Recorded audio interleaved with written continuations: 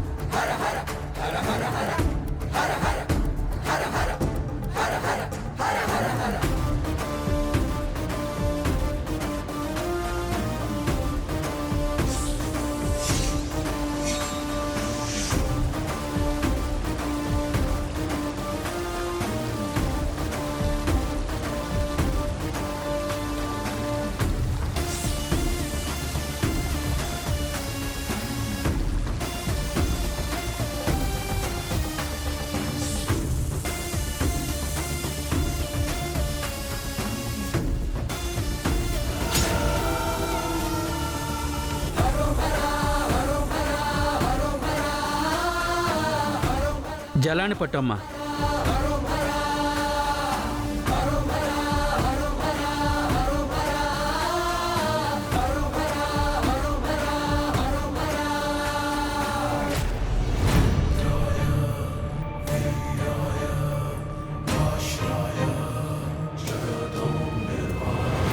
అమ్మా, మనసారా శివుణ్ణి తలుచుకొని ఈ శంఖంలో ఉన్న తీర్థాన్ని తీసుకుని వెళ్ళి నీ భర్తకు తాగించమ్మా. ఈశ్వర, ఈ రోజుతో నా భర్త మామూలు వ్యక్తి అవ్వాలి. నీ కృపతో నేనింతటి మహాకార్యాన్ని చేయగలిగాను.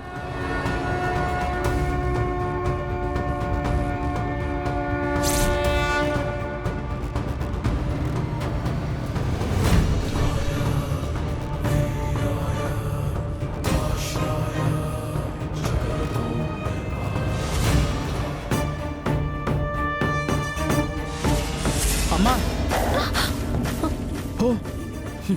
అది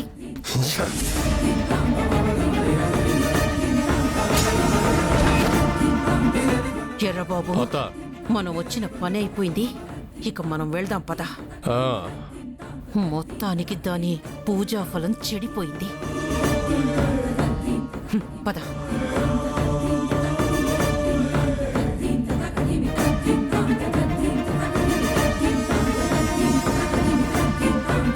స్వామి, ఎంత పని జరిగింది, ఎంత అపచారం జరిగింది.